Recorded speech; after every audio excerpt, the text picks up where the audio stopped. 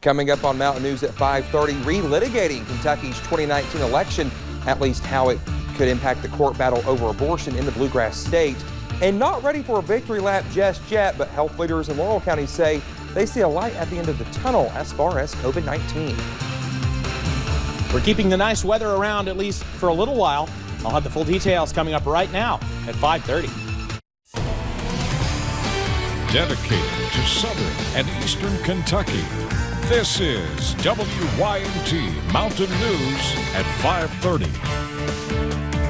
Good evening to you. I'm Dakota Makris. The Supreme Court is set to scrutinize the legal choices made in the battle over a Kentucky abortion law. As Washington Bureau reporter Kyle Madura explains, the case is about who can defend the law, not whether it's valid.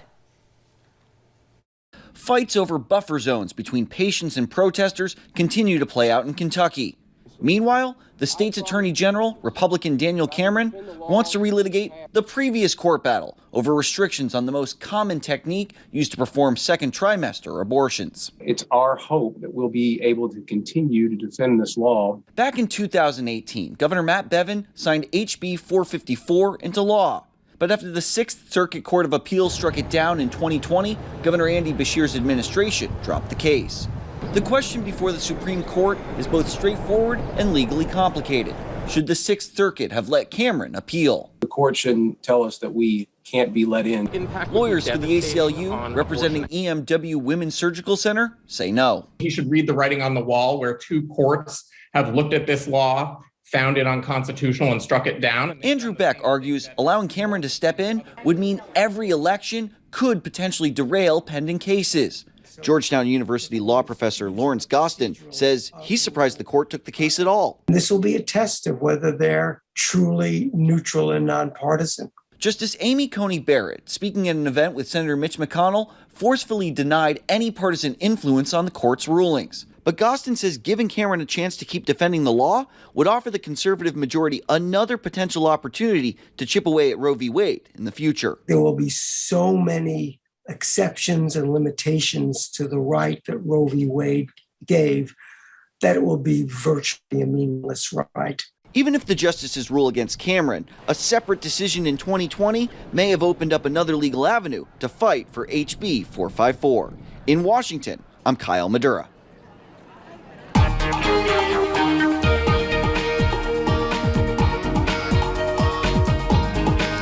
Warm afternoon continues in the mountains, and that will, well, continue as we head on into the evening as well.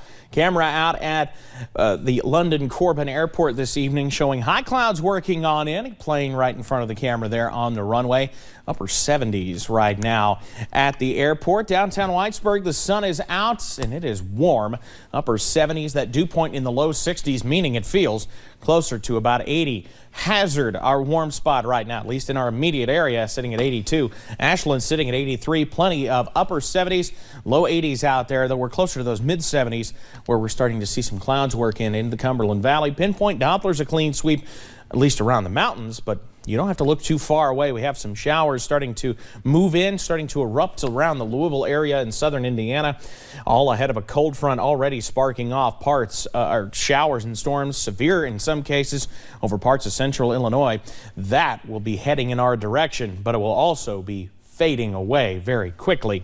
And that's why, while we do have shower chances on that WYNT weather app, they're not going to be huge chances heading into the day tomorrow. Well, there we go. And we'll keep that handy as we head into tomorrow, because we will continue to see clouds increase heading into our Tuesday, and eventually a few showers working in for part of the area. We have more showers a little bit later on in the forecast, and I'll have the details on that a little bit later on in the newscast. Dakota?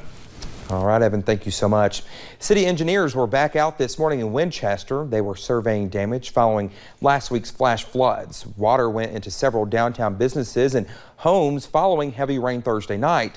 Both Clark County and the city of Winchester declared states of emergency following the flooding. The city is asking anyone who had property damage to reach out to them for assessment.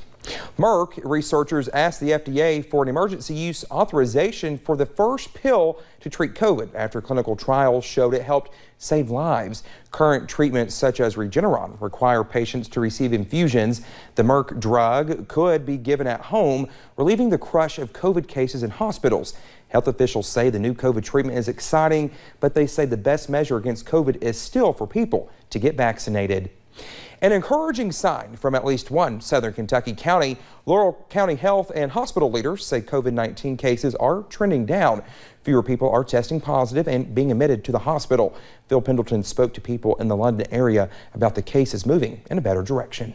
How'd you do on your... Doris Reed is getting her booster shot at the Laurel County Health Department. She wants to be as protected as she possibly can be after seeing the impact of the virus on others who did not get their vaccine. Well, one ended up in the hospital, and she has a heart problem now. Laurel County has had low vaccination rates. It's not where we want to be, but it's a lot. It has increased a lot since June and July. Right now, we are right at 41%. In recent weeks, people testing positive for COVID has dropped from more than 100 per day to just a few dozen. But more people like Tracy Pennington are also getting their first vaccine shots. I just feel like instead of, because I'm only like 25, to live out my life instead of passing away and not getting fulfilled my lifelong dreams. St. Joseph London currently has 36 COVID-19 patients. 14 of those are in the ICU. 9 of those are on a ventilator. Those numbers roughly half of what they saw during the peak of COVID-19. September was Laurel County's toughest month with hospitalizations, but October has most in a better place. Definitely, we are optimistic, and we feel like we are seeing the light at the end of the tunnel. Doris Reed is among those not wanting to be like those she's seen suffer through it. Why didn't you get it? And the one lady got it again, but she had the antibodies. In Laurel County, Phil Pendleton, WYMT Mountain News. Laurel County health leaders say they were averaging about 50 vaccinations a day, and now they are averaging about 30. More than 187 million eligible Americans are fully vaccinated, and new United States COVID cases are declining. Yet, the president's chief medical advisor, Dr. Anthony Fauci, says the country should not prematurely declare victory. And with Halloween less than 3 weeks away, Dr. Fauci is urging families to go trick or treating. Particularly if you're vaccinated, but you can get out there, you're outdoors for the most part, and enjoy it. Dr. Fauci adds those who are not vaccinated should consider using an extra degree of protection. Kentucky is continuing to see new cases of COVID-19 drop, but infections in children remain high. Kentucky's Children's Hospital staff members are taking more steps to treat the younger patients. This morning, the hospital's director talked about treatments for children and when a vaccine may become available to them. The reason that it's taken longer to get this approved for children less than 12 years of age is not because of concerns for safety, but over an abundance of caution.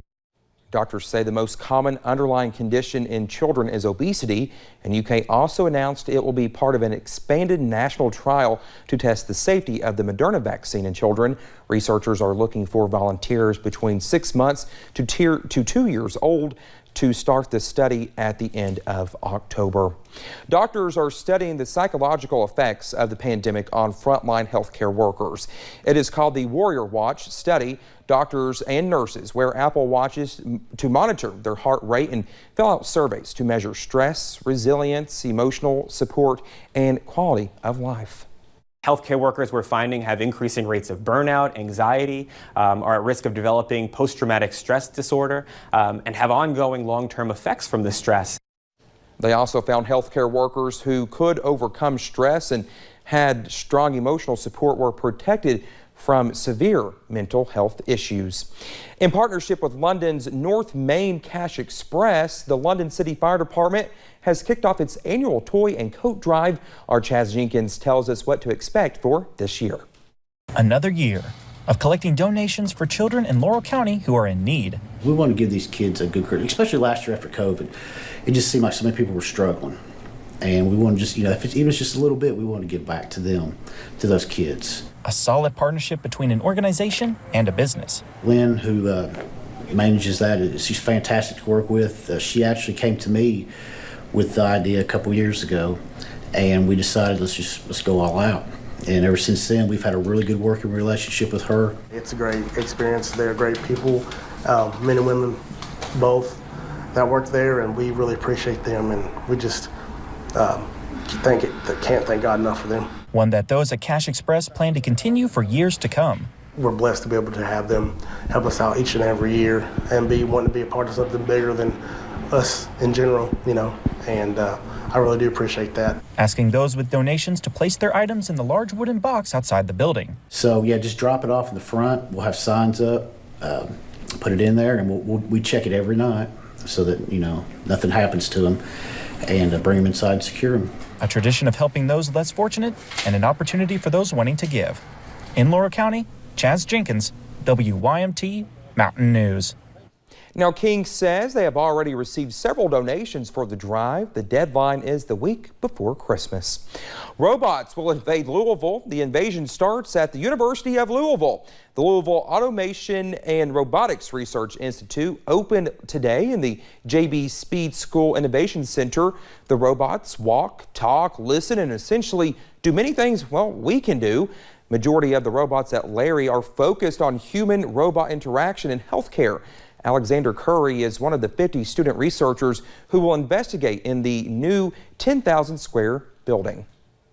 The whole reason I wanted to become an engineer is because, in my view, engineering can have a very large impact to change the world. There's a lot of majors you could be. You could be nursing, you could help people that way, but engineering can have a very broad impact.